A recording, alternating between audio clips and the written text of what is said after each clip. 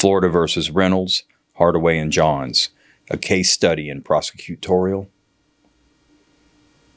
incompetence.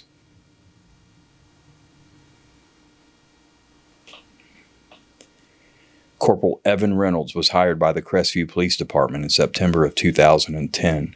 Brandon Hardaway was hired in 2015. And William Johns was hired in 2019. They were indicted for manslaughter on June 6, 2022, accused by State Attorney Ginger Bowden Madden of causing the death of Calvin Wilkes Jr. The indictment charged all three defendants with manslaughter. The indictment was returned by a grand jury in Okaloosa County. To prove manslaughter, the state must prove that a defendant intentionally caused the death of a victim, intentionally procured the death of a victim, or the death was caused by the culpable negligence of a defendant. However, the defendant cannot be guilty of manslaughter if the killing was either justifiable or excusable.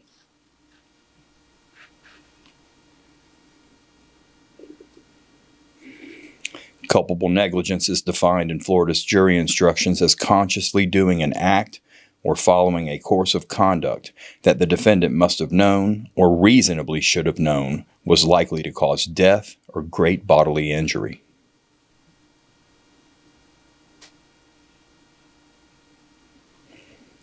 The officers received the following training in July of 2020 from the Crestview Police Department.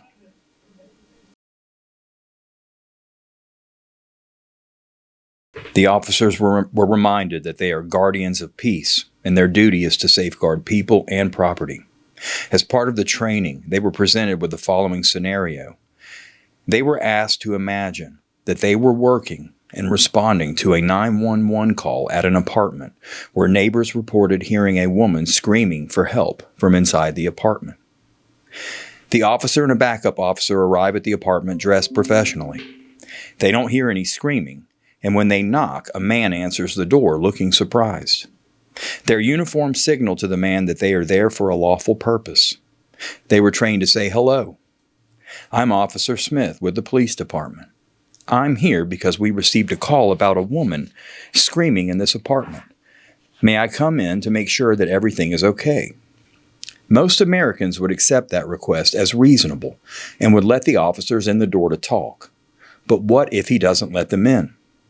What if he stands in the way and says everything is okay? They must have heard my television. I was watching a horror movie.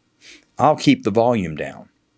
The officers were trained that they were required to verify that anyone in the apartment was safe.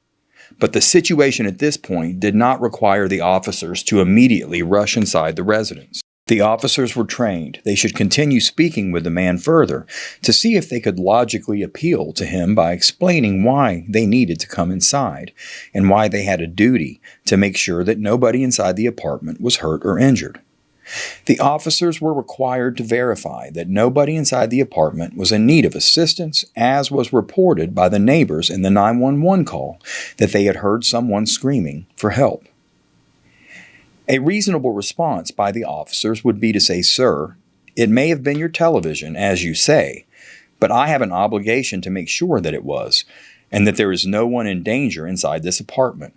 Put yourself in my shoes for a minute. If the neighbors were calling saying someone in this apartment was being attacked, you wouldn't leave without making sure that wasn't the case, right? Of course you would make sure that everyone was safe before you left. And I am in the same boat. We can't leave until we verify everyone in the apartment is safe." These statements would lay out a clear logic behind the need for a quick protective sweep. And anyone who wouldn't comply at this point was intentionally trying to be difficult. The hypothetical continues. What if the man starts arguing or insulting the officers? For example, the man says, "You need a warrant to come in here." The officer should respond by saying, "In many cases, we would need a warrant to enter. However, not this time. The courts have ruled that 911 calls create exigent circumstances that allow officers to enter a residence without a warrant. Please step aside so we can obey the law." If the man says, "You're a fascist, you're a thug, You're violating my rights. The officers were trained to respond, I hear what you're saying, and I see that you're upset. However, the circumstances right now require us to come in and make sure nobody is in need of help. If everything checks out, we will be out of here in just a couple of minutes. Can you work with me here? If the man still refused to comply, the officer should appeal to him emotionally by pointing out that his continued refusal to allow the officers to ensure that nobody inside the apartment was in need of assistance could have negative consequences for him. The officers were trained to say, look, the neighbors are probably watching us right now. Why don't you let us in so we can talk about this in private where the neighbors won't hear? Sir, this is taking up more of your time, and we cannot leave until we check the apartment. You've got a good option here. The faster you let us in to check the apartment, the faster we get out of here, leave you in peace, and stop making a scene for the neighbors. What do you say? Let us inside to make a quick check. By appealing to the man's self-interest, the officers present cooperation as a positive, self-serving option for the man and a clear reason to allow them to enter the residence. They were trained to say, sir, I've explained we have a legal duty to confirm that there is no one inside the apartment who is in need of assistance. We've given you some good options for handling this. However, if you delay us further, we're going to have to physically move you. If that has to occur, someone might get hurt, and you will probably end up being arrested tonight. Do you really want to risk getting injured and spending the night in jail over this? Is it really worth it? And is it really what you want?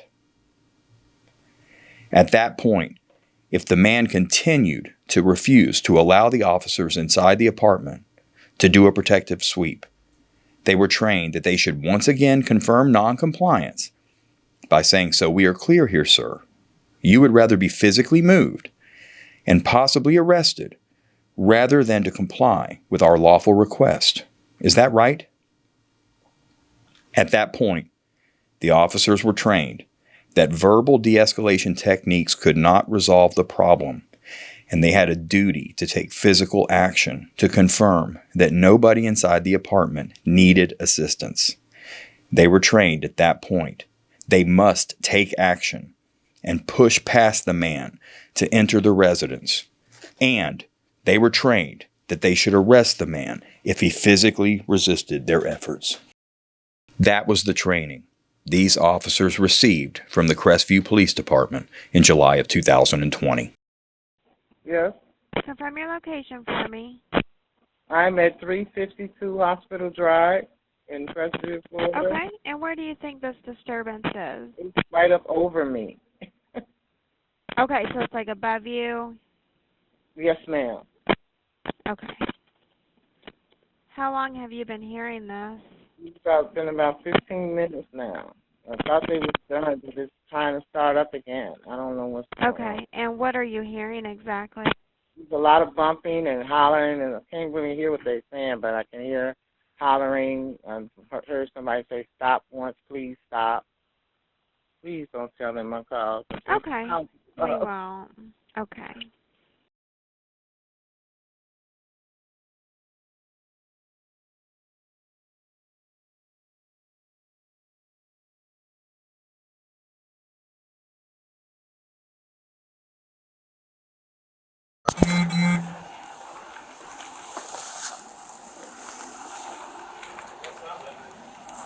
Yeah.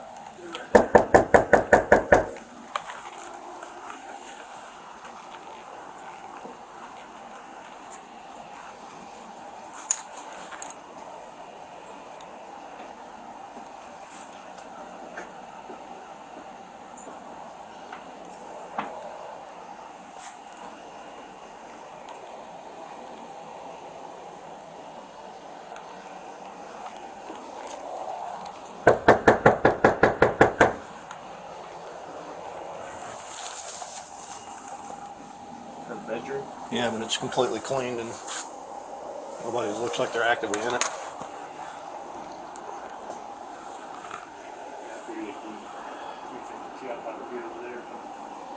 Well, it would make sense, right? You're on 350. Yeah, well, it would make sense, right?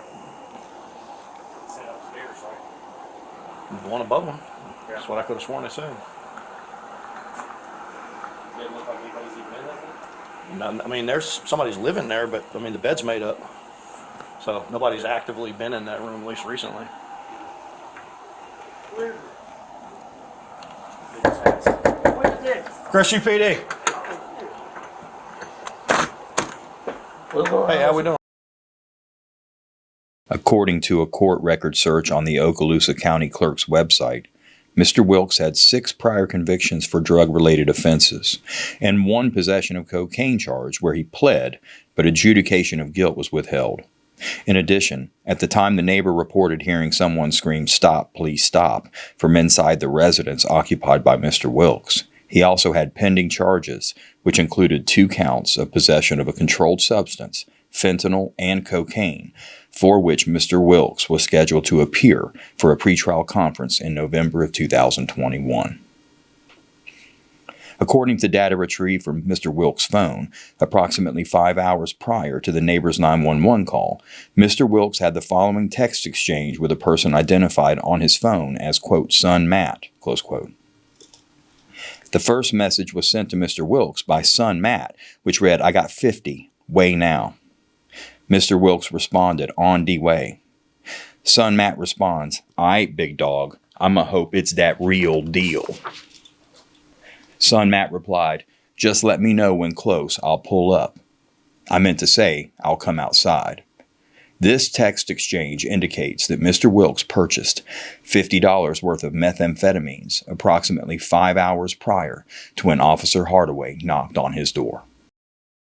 Oh, man. I'm doing all right. Everybody okay in here? Oh, yeah. Okay. There's nobody in here. You mind if we step in for a second and have a chat?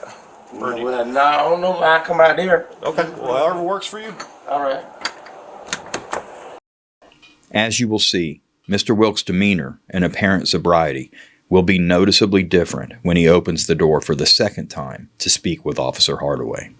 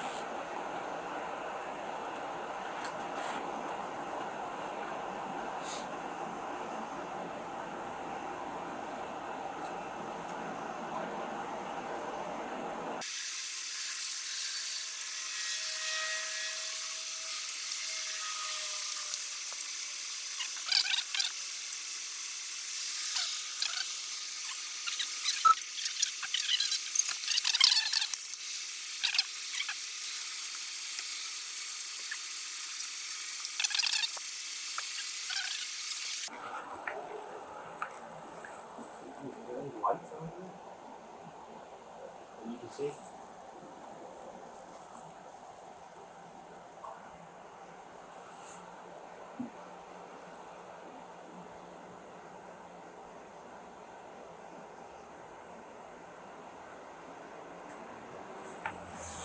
I don't know. I thought I heard him talking to somebody. But he said a minute ago he wasn't nobody here.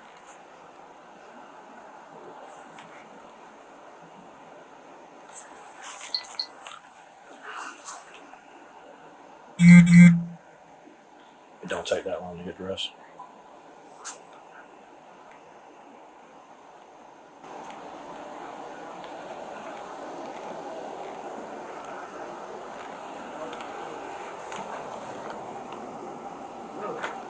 I ain't got nothing, sir. For real, I ain't got nothing. Okay, well, hang on a minute. Hang on a minute. Hold on. Hang on, dude. Look, No, you can't come in my house. listen, stop. I'm saying you can't Listen. come in my house. This my phone, dude. Okay? Get Stop it. No, you stop. We're coming up here for a possible disturbance, okay? I'm saying this ain't I'm not my coming in your sir. house. Officer Hardaway believed that he heard Mr. Wilkes speaking with someone inside, which further increased his suspicion and belief that somebody may be inside the apartment who needed help. After opening the door, Mr. Wilkes says without any provocation, "I ain't got nothing, sir, for real. I ain't got nothing." Consistent with the training he received, Officer Hardaway prevented Mr. Wilkes from closing the door for the second time by placing his foot in the threshold of the doorway. Shortly thereafter, Mr. Wilkes states, "This ain't my house," which only served to heighten the officer's suspicion. I'm not coming in your house. Huh? This ain't my house. Okay, listen, Real. I'm not coming in, Stop, man. dude. I'm not coming in, but I need to talk to you, bro. Get out the house, I need dude, to talk for to real. you. No, you can't come in this house. Well, then why are we getting calls about yelling and screaming I'm going on not here? yelling nothing, for real. Stop, dude. Then for what real. takes you the forever girl to come right to the there. door? For real, come here. Get out the house. I'm not in the house. Get out this. Move, dude. Move your damn shit. I'm trying to talk For to you. real, man. move your You want thing, me- man. This ain't my You house. want me to go away? Yeah. Then talk to me. Well, you need to call. She right there, for real. Who? Watch out. Who's right where? The girl that live here, her name is Amber. Is she in a car downstairs? Dude. Yes, sir. Which car? What, huh? It's a gray one right there.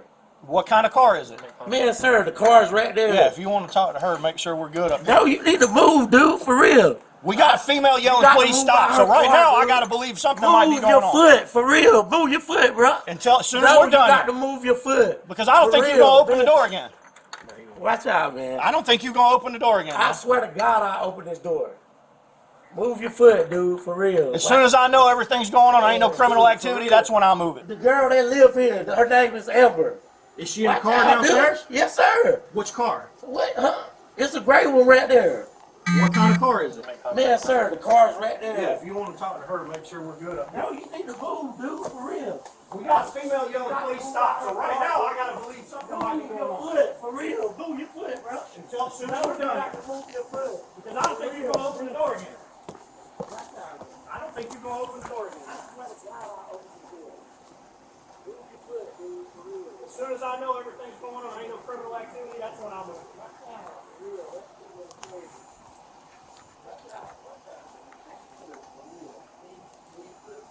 I told you, when we figure out that nothing's going on, then we'll do it. I told you, I'm here for a lawful purpose. Nobody here. I didn't say I was coming in the damn house. Okay. There ain't nobody down here, man. Go ahead and call the damn sheriff. Move your foot, man. Don't you touch my feet. What's going on? Why are we getting calls about a single other police officer?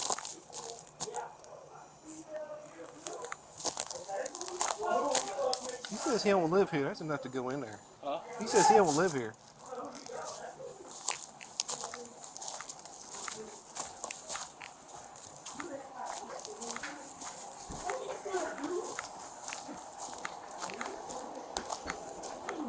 Listen, I'm going to tell you this. I'm going to tell you right now. Careful. We got called about a female. Yeah, you did, man. Yeah, we that did. lady next door said something. Okay? Move, man. Do not touch me. Move your Hey, foot. he says he don't live here. Let's find out what's going No, on. this is my girl house. Based upon the neighbor's complaint about hearing a disturbance, along with her allegation that she heard someone yelling, "Stop, please stop," and Mr. Wilkes' bizarre behavior, including his statement that he did not live in the apartment, and his unfounded claim that Amber could be located in the gray car in the parking lot, Corporal Reynolds determined that the officers needed to act and enter the apartment to ensure that there was not a victim located inside who needed assistance. Consistent with the training he received approximately 14 months prior, Corporal Reynolds determined that it was time for action. Pursuant to Section 776.013 Florida statute, commonly referred to as Florida's Stand Your Ground law, homeowners have no duty to retreat if they are threatened in their homes, and they can lawfully use non-deadly force to ward off an intruder if the homeowner reasonably believes that such conduct is necessary to defend themselves or their property. However, Florida's Stand Your Ground law does not permit a homeowner to use non-deadly force against a law enforcement officer who attempts to enter a residence in performance of an official duty if the homeowner knew or reasonably should have known that the persons entering or attempting to enter the home were a law enforcement officer. As such, Mr. Wilkes did not have the lawful authority to use non-deadly force in response to Officer Hardaway's attempt to prevent him from closing the door. When Mr. Wilkes repeatedly slammed the door on Officer Hardaway's foot, Officer Hardaway had probable cause to arrest Mr. Wilkes for his unlawful use of force. I told you, when we figure out that nothing's going on, then we'll worry about it. For real, stop. What? Move your foot, man. I told you, I'm here for a lawful purpose. Okay, man, you can't come in her house. I didn't say I was coming in the man, damn house. Move your foot. Okay, watch out. There ain't nobody down here, man. I'm gonna call the sheriff, for real. Go ahead and call the damn sheriff. Move your foot, man. Don't you touch my feet. You move it. Don't you touch my feet. Dude, move your foot. Look, this What is is my going fucking on? phone, dude. Why are Yeah, we you getting want- calls about a female yelling, please stop? A female? Yeah. Ain't no fucking female in here, dude. Okay. Move your Well, fucking who are we foot. supposed to make in contact Man, with? you then? got to move your foot, dude. I ain't gotta For real. I don't know who you yelling at. You. Man, dude, watch out, man. Feet, please. I think we got to go check on You ain't got nothing in here. Move your foot, dude. For real. Move. Listen, I'm going to tell you this. Get off the damn door. I'm going to tell you right now. You what? We got called about a female No, being you here. didn't, man. Yeah, we that did. lady next door said so. Okay. Move, man. I was. Move Do your not, foot, do dude. not touch me. Move your foot. No, this is my girl house. For real, you got to move your foot, dude. Get out. What are you doing? Get out of the way. Get on the stand chair. I ain't got to get on the door. Go out the door. Take me out the door. Take me out the door. down, man. Hey, Amber! Move, dude! Get off to me! What is you doing? We're trying to make sure that everything's okay. It is! Ain't nobody in here! Prove it. No! Amber! What? No, move, dude! No, don't do that! He trying to tase me! It's my property! Hey, y'all! He trying to tase me! Oh, he's sticking me with some... He put the needle in me! He put the needle in me! He put the needle in me! What's that? He put the needle in me! Hey! He put the needle in me! You need to calm the hell down. No! God! Hey! He put the needle in me! Hey, Evan, get up here. As Corporal Reynolds was searching the apartment trying to locate any victims who might need assistance, Officer Hardaway called him to come help the other officers restrain Mr. Wilkes. As you will see later in the video, Officer Johns will activate his taser into the fatty tissue located on Mr. Wilkes' lower back and buttocks. Officer Johns did not fire the taser and deploy the probes at any point during the restraint of Mr. Wilkes.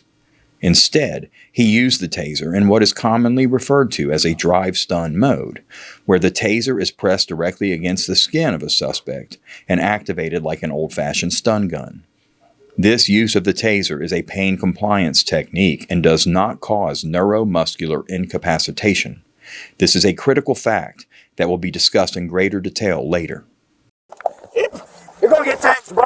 Calm down. Calm down. Calm down. Give the arms up. Give the arms up. Right now. God, forgive me. Give it up. Give it up. Give it up.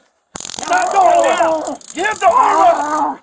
At this point in the struggle, one handcuff is affixed to Mr. Wilkes' left hand, but Mr. Wilkes' left arm is not being controlled by the officers.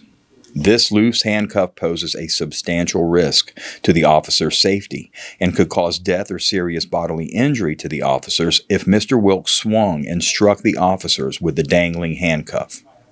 No, I ain't trying to put a pistol in my head. Hey! They trying to put a pistol in my head. Move, dude. Stop fighting. It'll stop. Stop. Put your hands behind your back, man. God, forgive me. Hey, y'all, he's tasing me. Oh, he's trying to put it. As Officer Johns activated the taser for the fifth and final time in a drive-stun mode, Mr. Wilkes can be heard saying, "Dude, this feels good for real." Oh, that's real good. For real. He's trying to put it. You ain't put that. You want to get his feet too?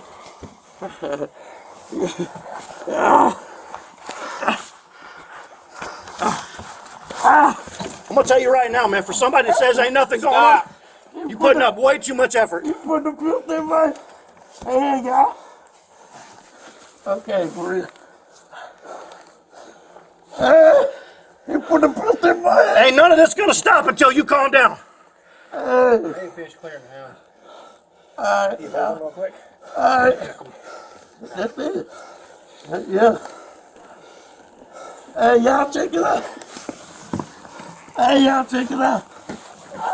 Dude, watch this crap. Watch this. Yeah, do you got that? Yeah, y'all ain't got this. I'm about to tell you. Watch this, cousin. Alright, I got leg irons in the truck. Go get them. Yeah, You got yeah, 'em? boy. Yeah. Yeah, He ain't going nowhere. yeah, boy, you crazy. Yeah. Yeah, boy. Hey, yeah, that's how I got it. Yeah, boy, boy, boy, boy, boy, boy. Yeah, you can't fuck with me though.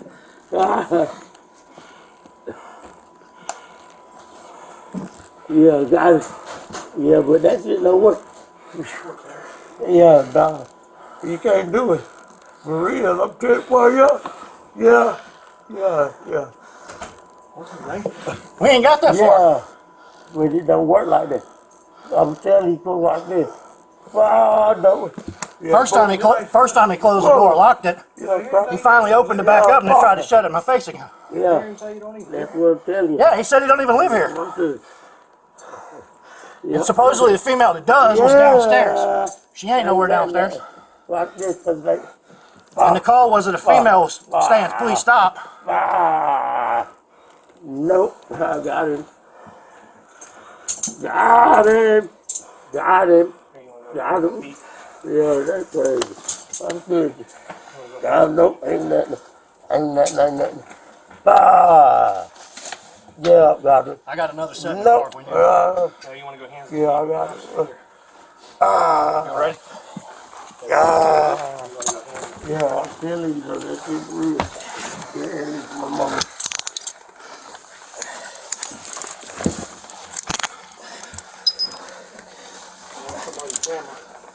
Thanks, John.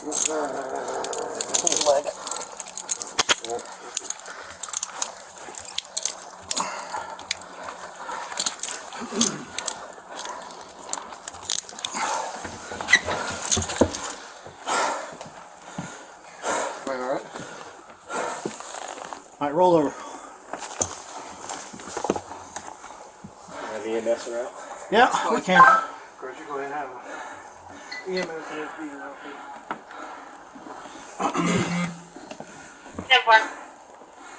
Mr. Wilkes screams and yells incoherently throughout the entire struggle, which lasted approximately 2 minutes and 30 seconds. At no point during the struggle did any of the officers utilize force that prevented Mr. Wilkes from breathing, as is evidenced by his ongoing and continuous screaming. Immediately after Mr. Wilkes' legs were restrained to prevent him from kicking and thrashing at the officers, Officer Hardaway rolled Mr. Wilkes onto his side. This is important because it allowed the officers to ensure that Mr. Wilkes' breathing was not restricted, and it allowed the officers to view his chest to make sure that it was continuously rising and falling. Up until this point, none of the officers had used any force that could reasonably cause Mr. Wilkes to sustain serious bodily injury or death. Tasers, when used with the probes, are defined in Florida statute as non-lethal force. In this instance, the taser wasn't used with the probes. It was simply used in drive-stun mode, which did not cause Mr. Wilkes to sustain any neuromuscular incapacitation. When a taser is fired and the probes are deployed, neuromuscular incapacitation can be achieved. This occurs if the probes lodge in the suspect's skin and the taser cycles electricity between the probes. Given that the current travels through the muscle mass of the suspect between the spacing of the probes, the muscle seize and can become incapacitated. The amount of muscular incapacitation is increased depending upon the amount of spacing between the probes. Given that in drive-stun mode, there is minimal amount of area between which the current flows when the taser is used, neuromuscular incapacitation does not occur.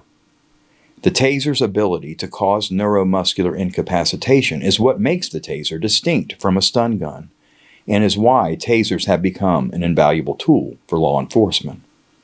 As was mentioned previously, when the taser's probes are deployed and neuromuscular incapacitation is achieved, that use of force is defined in Florida law as being non-lethal force. Accordingly, none of the officers used any force that could have reasonably caused Mr. Wilkes' death, and after he was restrained, Mr. Wilkes was still talking, breathing, and looking around. What's up, bro? Hey, man.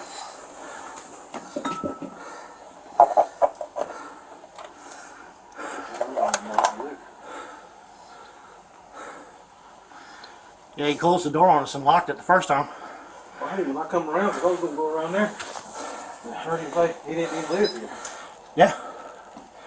But when he opened it the second time and tries to close it again, I put my foot in the door so he couldn't close it. And I'm like, dude, we just need to find out what's going on.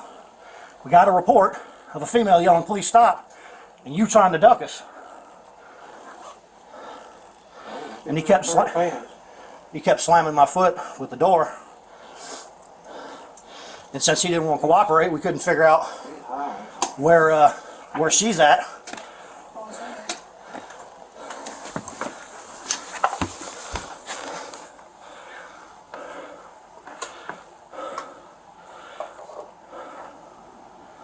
And then he was claiming that she was downstairs, which is not true. Car. Yeah, that's what you was looking for. I didn't see, that was the last one we come in, I didn't see anybody walking.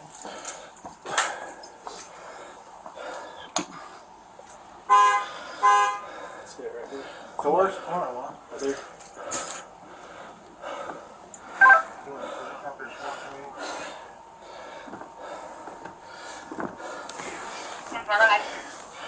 You want to hold him up on the side for just a minute so he's not flat on his face?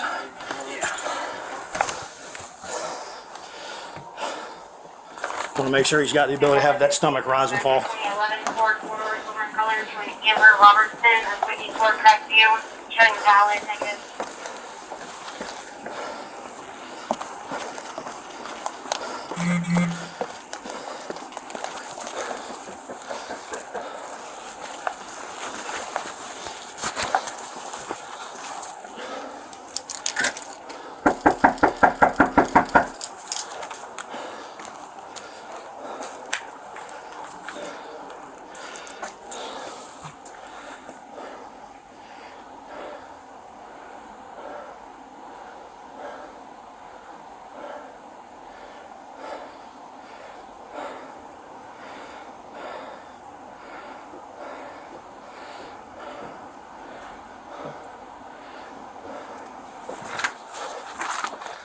Hey, how we doing? Okay. I'm sorry to bother you. I know you called, but can you forgive me? We just had to wrestle him to try to detain him. No, I heard that. So can you help me with any understanding of what's going on? I don't. This is the first time I ever heard this. And so who lives above you? They just moved here. Is it supposed to be two people? I've seen two girls, a little boy, and a guy. Okay. So But there's definitely supposed to be a female and at least a child that's up there. Yes. Okay. And a little short guy. So I don't even know. My neighbor next door up here, she's not home now because I'm not home a lot. My job keeps me away. As soon as I made contact with him, he opened the door. He said he don't even live here.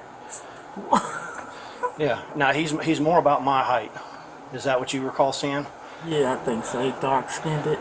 Yeah. A little bit. Short dreads? Yeah. Okay. So he's up there detained right now saying he don't live here. Yep. I tried to tell him that we got a call for a female saying, "Please stop." Is that correct? Yes. And you definitely heard a female's voice up there. I don't know if it was a female or not, but I heard somebody saying, "Stop, please, stop." Stop, please stop. Yeah, I don't know. Now, do you recognize the parking lot enough to know if there's a car missing that's supposed to be here? It's a car that comes here, but this car is here all the time. Is that one of theirs? Yeah. Do you know how many cars they have? I think it's another lady that comes over with the little boy, but that car's not here. I don't think she lives here, though. I think that's like their daughter or something. But the son, I thought the son lived here. I mean, the little boy. But, Do you have any idea what any of their names are? Nobody. Because I'll tell you right now, based on what you said, of somebody saying, "Please stop, please," or whatever, There's no female present that we can find. Right now we're a little concerned about any possible safety issues. So that's why we ended up doing what we did, because initially he opened the door, closed it and locked it behind him, was gone for a good 5 minutes, 10 minutes, whatever it was. And then he opened back up the door in the same clothing condition he was before. So I don't know what he was doing up there, but when he opened the door again, for safety purposes, so I put my foot in the door so he can close it. He is not wanting to talk, will not tell us anything, even though I told him we're there for something potentially serious. And he ain't cooperating at all. And because we didn't know there's a female up there that's in distress, we don't have any idea. We went ahead and got in there and had to detain him until we can figure out what's going on. Because he's not being cooperative at all. Because I don't. And I'll be honest with you, my concern right now is there's a female that's in trouble. Right, that's what I was thinking too, because there's a lot of running and bumping and jumping and stuff. At one point, the neighbor recounted there was so much commotion and bumping upstairs that she believed somebody had to be injured and in need of assistance. The neighbor said, "There's got to be somebody else in there." Man, you got to move your foot, dude. Yeah, what are you doing? Get out of it. Get on the I ain't got to get on. No, go out the door. Take me out the door. Take me out the door. ground, man. Hey, Amber! Whoa, dude! Get off of me! What are you doing? We're trying to make sure that everything's Police, okay. anybody here? Ain't nobody in here. Prove it! No. Amber!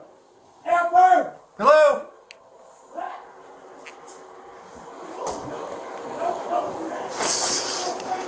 Get my property! Hey, y'all! He trying to tase me. Oh, he's thinking music. He put the needle in me. He put the needle in me. He put the needle in me. Hey! He put the Hello? needle in me. Anybody here? He put the needle in me. You need to calm the hell down. No! God! Hey! He put the needle in me. Hey, let me get up there. We're gonna get tased, bro. Calm down. Calm down. Calm down right now. Give the arms up. Okay. Give the arms up right now. God, forgive me. Give it up. Give it up. Give it up. Give it up right now. Give the arm up. No. Hey, they trying to put a pistol in my head. Hey! They trying to put a pistol in my head. Move, dude. As he was searching the apartment to try to locate a possible victim, Corporal Reynolds was summoned back to the front entrance by Officer Hardaway, who needed help in trying to restrain Mr. Wilkes. Upon returning to where Mr. Wilkes was located, Corporal Reynolds placed his hand on the back of Mr. Wilkes' neck to immobilize his head and to prevent him from striking his head on the nearby shelf. As that was occurring, Mr. Wilkes continuously screamed and yelled. The Florida Department of Law Enforcement special agent in charge, who oversaw the investigation of this incident, testified at his deposition that Mr. Wilkes' movements necessitated Corporal Reynolds to grab the back of his neck to immobilize his head. The special agent testified that this was a lawful use of force, and he hesitated to even describe this action as a use of force. In fact, he described it as a touch during his deposition. Stop fighting. It'll stop. Stop me. Put your hands behind your back, man. God forgive me. Hey, y'all, he tasing me. He trying to put it. Oh, that feels good. For real. He trying to put it.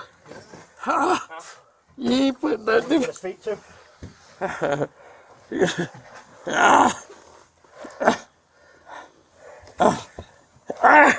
gonna tell you right now, man. For somebody that says ain't nothing going on, you're putting up way too much effort. He put the pistol in my hand, y'all. Okay, for real. Hey, he put the pistol in my hand. Ain't none of this gonna stop until you calm down. Hey, I didn't finish clearing the house. all right, y'all. All right. That's it. Yeah. Hey, y'all, check it out. Hey, y'all, check it out. Dude, watch this crap. Watch this. Yeah, do you got that? Yeah, y'all ain't got this. Because I have to tell you. Watch this, Alright, What's I got leg this? irons in the truck. Go get them. Yeah, boy. Yeah. He ain't going nowhere. Yeah, boy, you crazy. Yeah.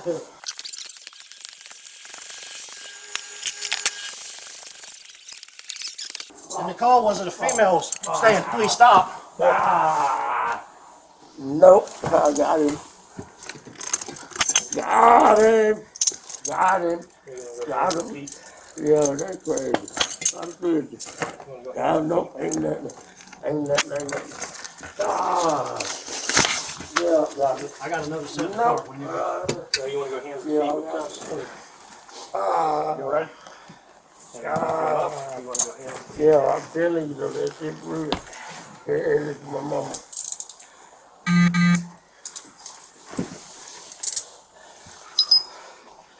There's somebody on the camera. Thanks, John. Just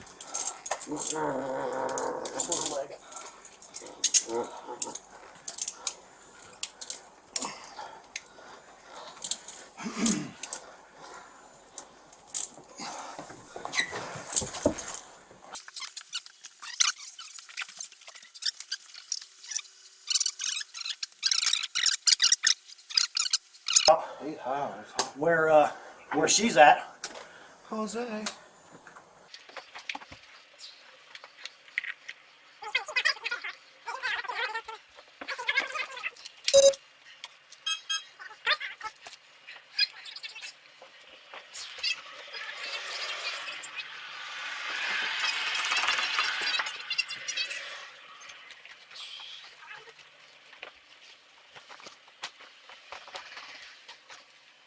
There's a scale up here, so I guess that explains it.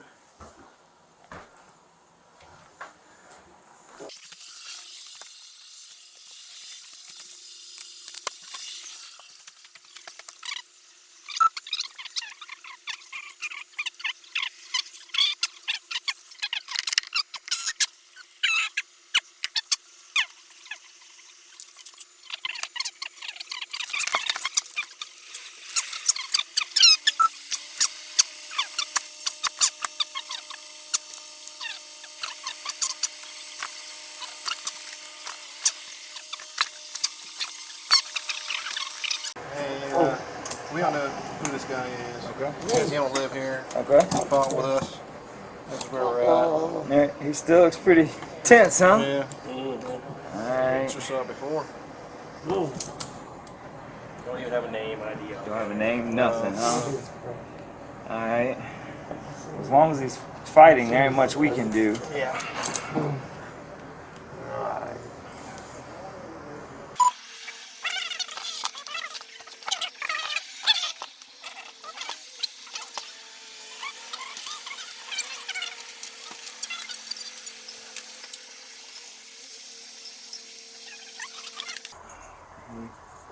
Yeah, he's breathing. He just passed out. Hey, so they can't get anything coherent out of this guy. As he was, He don't live here. We don't even know if he broke in or what. yeah, they can't get anything out of him. I'm getting high just from standing here. He looked like he just passed out. He was fighting. Hey, Bubba. Hey. Hey.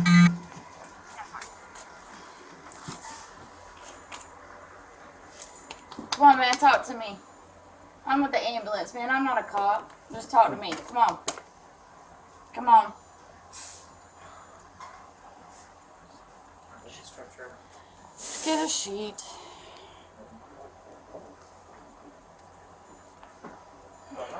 Come on. Hey. Pretty weak pulse now. Good. Is that a weak pulse? I mean, we're going from where he was just Yeah, at. he was just fighting. He was just fighting to now. This big guy. Hey, tell him to grab my Narcan. Narcan? Hey, can you get Narcan? That's for me. Flip him over. No, never mind. Narcan's on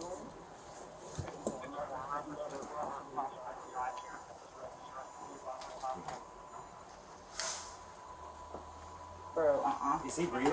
Nope. Alright.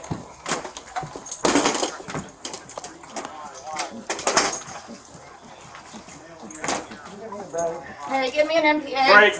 Break on it. Break on it. What? Press, you be advised Go, go, go. CPR is in progress.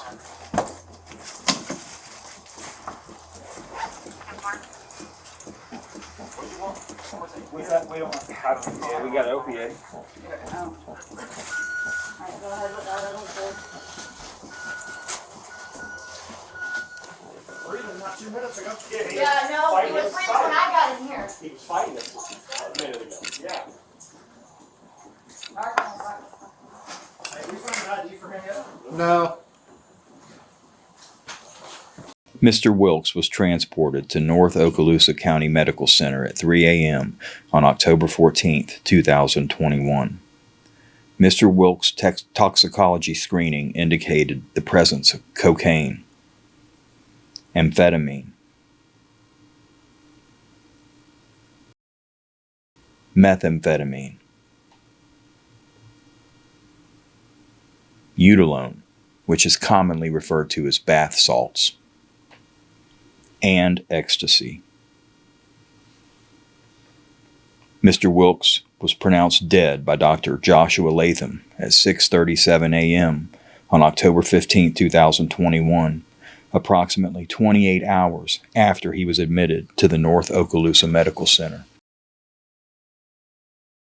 Dr. Stephen Donchie concluded that Mr. Wilkes died from cardiac arrest as a result of drug overdose. Dr. Donchie, who is highly regarded, was not called by the Office of the State Attorney to testify before the grand jury. Incompetence? At his deposition, Dr. Latham was asked if Mr. Wilkes died of a drug overdose, and he answered emphatically, "Yes, sir." Dr. Latham was not called by the Office of the State Attorney to testify before the grand jury. Incompetence?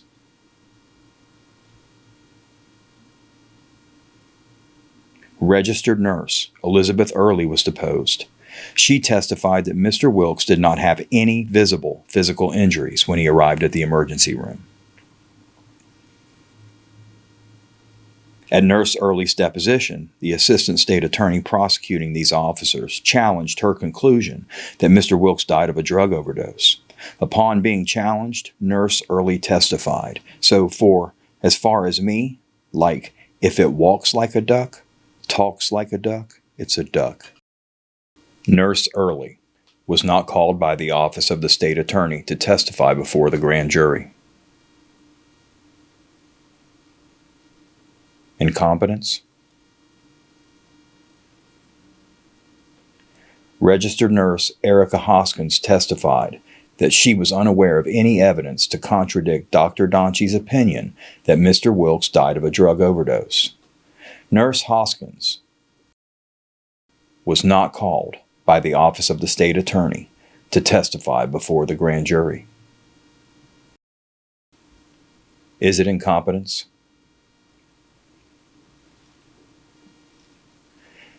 Paramedic Mariah Kelly was asked how she responded to the news that the officers had been indicted for manslaughter, and she testified that she was shocked.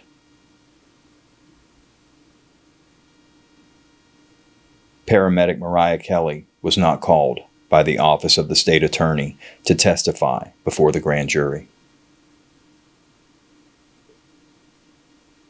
Incompetence? Nova Strickland has worked as a registered nurse for more than 30 years, and she provided direct nursing care to Mr. Wilkes. She was deposed and testified that Mr. Wilkes died from a drug overdose. Nurse Strickland was not called by the Office of the State Attorney to testify before the grand jury. Incompetence? FDLE Special Agent Supervisor Edward Vincent was deposed. He has trained law enforcement officers for decades, and he supervised FDLE's investigation into Mr. Wilkes' death. He was the special agent in charge. He testified that Mr. Wilkes violated Florida law and could have been arrested for resisting with violence or felony battery as a result of repeatedly slamming the door on Officer Hardaway's foot. He testified that these officers had a duty based upon the 911 call to make sure that nobody was dying in that apartment, held hostage, seriously injured. He testified that these officers had a duty to restrain Mr. Wilkes in order to confirm that nobody needed help or assistance inside that apartment. He testified that Corporal Reynolds' immobilization of Mr. Wilkes' head was appropriate. He described it as a touch and testified that he had done the same thing in many instances. Special Agent Vincent was not called by the Office of the State Attorney to testify before the grand jury. Incompetence?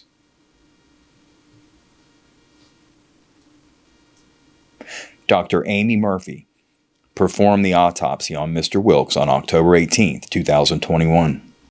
She did not document any substantial physical injuries. Dr. Murphy identified the cause of death as being cardiac dysrhythmia following physical exertion, prone restraint, and deployment of an electroshock neuromuscular incapacitation device. She listed the following as contributory causes of death: acute combined drug toxicity and sickle cell trait. She ruled Mr. Wilkes' death a homicide due to prone and electrical restraint by law enforcement. Dr. Murphy's conclusion that Mr. Wilkes died as a result of the deployment of a neuromuscular incapacitation device is patently false. As was previously discussed, taser energy weapons are not the same as a stun gun, given that the taser has the ability to deploy probes into a suspect that can cause neuromuscular incapacitation if there is sufficient spacing between the probes. The ability to cause neuromuscular incapacitation is what makes a taser different from a stun gun. However, if the taser is used in a drive-stun method, as Officer Johns used his taser with Mr. Wilkes, it functions no different than an old-fashioned stun gun. Dr. Murphy admitted during her deposition that when a taser is used in drive-stun mode, it does not cause neuromuscular incapacitation. Taser energy weapons are manufactured by Axon, and anytime there's a critical incident, Axon will download the data from the taser and create a report, which happened here with Officer John's drive-stun applications of his taser.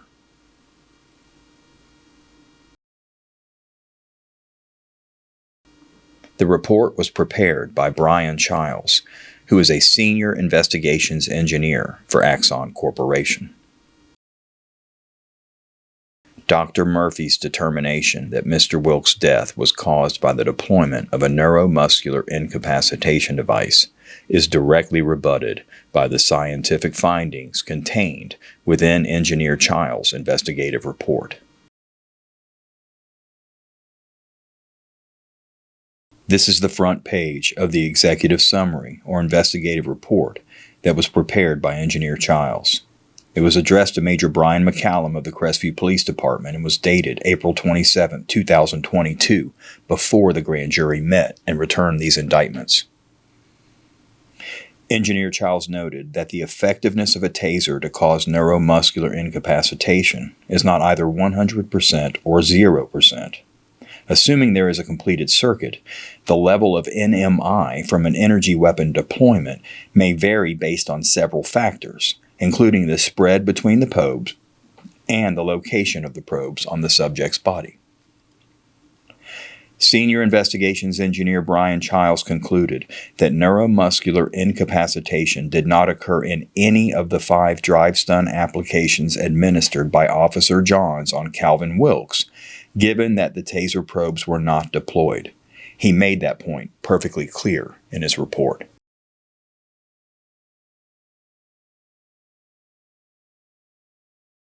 These are Engineer Child's summaries of all 5 drive stun applications. As you can see, it indicates the time that the drive stun occurred and the length. Drive stun 1 occurred at 2:32:44, and as he noted in his report, quote, "Because cartridges were not deployed, this activation would not have had potential to cause NMI." Application number 2 occurred at 2:32:51. Once again, because the cartridges were not deployed, it did not have potential to cause NMI.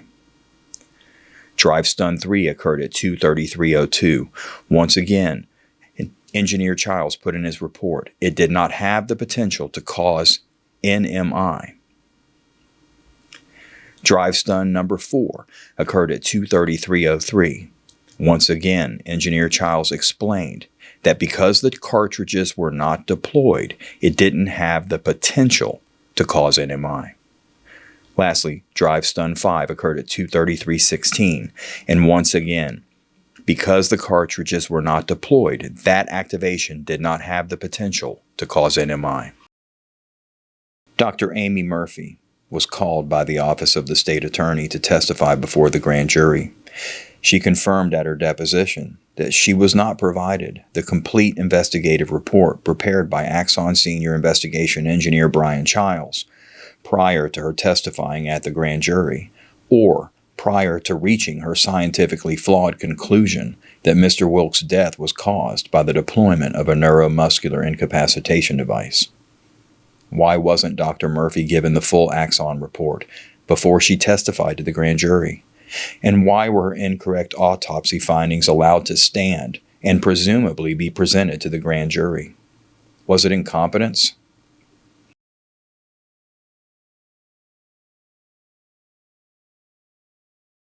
Dr. Murphy testified at her deposition that she has conducted approximately 3,000 autopsies and determined on thousands of occasions that the cause of death was drug overdose.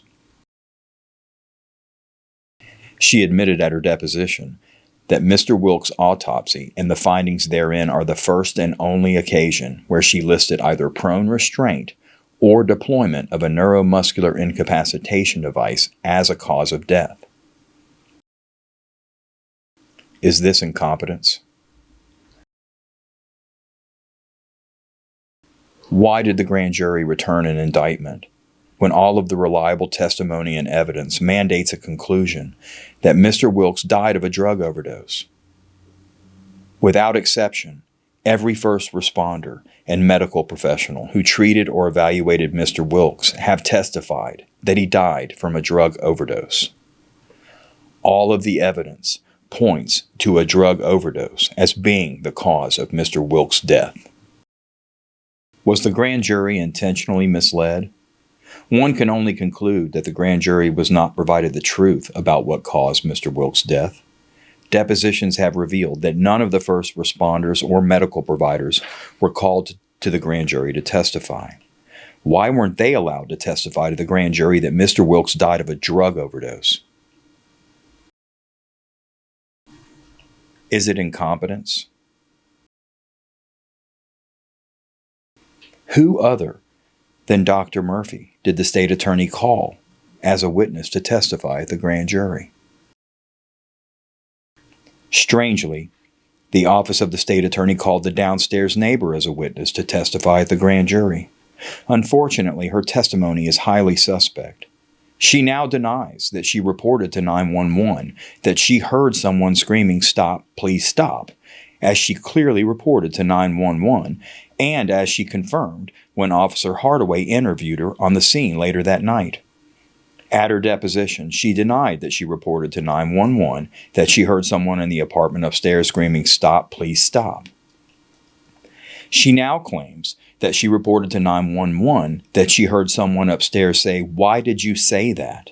You shouldn't have said that." Why would the state attorney call the neighbor to testify as a witness before the grand jury when the 911 call and/or her interview with Officer Hardaway could have been published to the grand jury, and the truth about what she reported to 911 could have been presented without any question or doubt?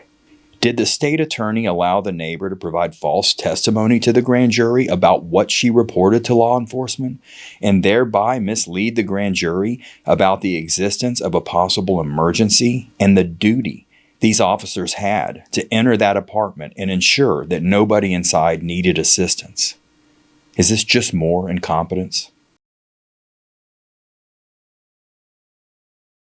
Why didn't the state call Dr. Latham or Dr. Donchi to testify before the grand jury?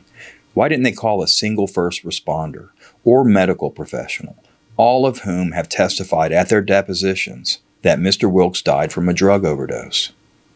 The state attorney refuses to identify any specific act that these officers took and which they claim caused Mr. Wilkes' death. The defendants filed a motion for statement of particulars, requesting that the state identify exactly how these officers are alleged to have caused Mr. Wilkes' death, but the state objected. The state has absolute control over the evidence that is presented to the grand jury.